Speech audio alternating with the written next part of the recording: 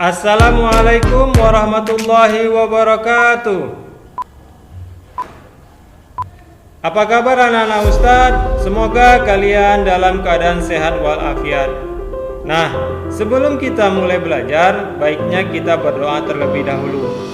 Bismillahirrahmanirrahim. Rabbi zidni ilmau warzuqni fahmau wa amalan sholihan. Amin ya rabbal alamin. Nah, tentu kalian masih ingat dengan pelajaran kita sebelumnya tentang struktur jaringan tumbuhan. Kali ini kita membahas struktur jaringan pada organ tumbuhan. Adapun tujuan pembelajaran kita, yang pertama, kalian dapat menyebutkan organ tumbuhan secara lengkap. Yang kedua, kalian dapat membandingkan susunan jaringan pada akar, batang, dan daun tumbuhan. Dan yang terakhir, ketiga, kalian dapat mengidentifikasi fungsi susunan setiap jaringan pada akar, batang, dan daun.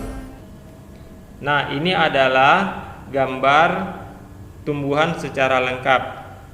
Organ tumbuhan terdiri dari akar, batang, dan daun, dilengkapi dengan biji, buah, maupun bunga. Untuk lebih jelasnya, silahkan kalian simak penjelasan berikut.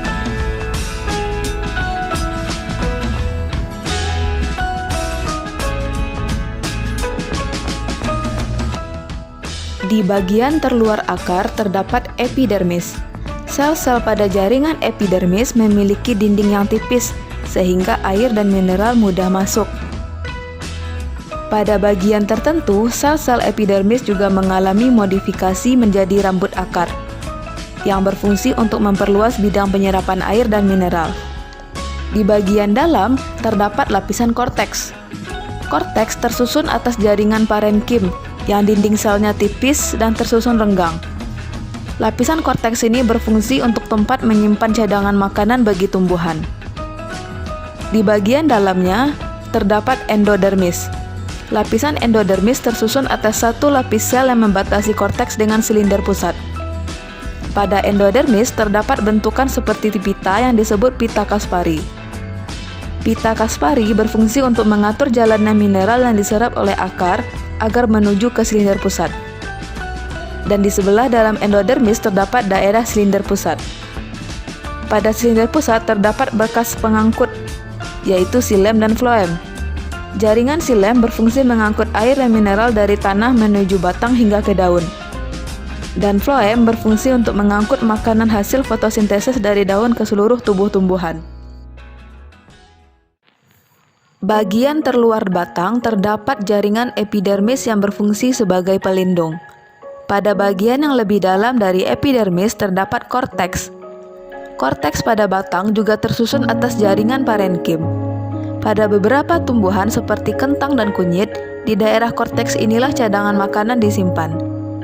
Berkas pengangkut pada batang merupakan kelanjutan berkas pengangkut pada akar. Melalui berkas pengangkut ini, air dan mineral yang diserap akar diteruskan oleh berkas pengangkut pada batang untuk menuju daun. Pada batang dikotil, berkas pengangkut tersusun dalam lingkaran, sedangkan pada batang monokotil berkas pengangkut tersebar. Pada permukaan atas dan bawah daun terdapat jaringan yang disebut epidermis. Jaringan ini berfungsi melindungi jaringan di dalamnya. Pada beberapa tumbuhan, daun juga dilapisi oleh lapisan lilin yang disebut kutikula, yang berfungsi untuk mengurangi penguapan. Sel-sel epidermis dapat mengalami modifikasi menjadi stomata, sisik, dan rambut-rambut. Di bawah lapisan epidermis atas terdapat jaringan yang berbentuk silinder, tersusun padat menyerupai tiang, dan banyak mengandung klorofil. Jaringan ini disebut jaringan palisade atau jaringan tiang. Di bawah jaringan palisade terdapat jaringan bunga karang, tersusun dari sel-sel yang bentuknya tidak teratur, tersusun longgar, dan juga mengandung klorofil. Kedua jaringan ini merupakan jaringan mesofil. Jaringan mesofil ini sebenarnya merupakan jaringan parenkim yang mengandung klorofil. Di dalam jaringan mesofil inilah terjadi proses fotosintesis.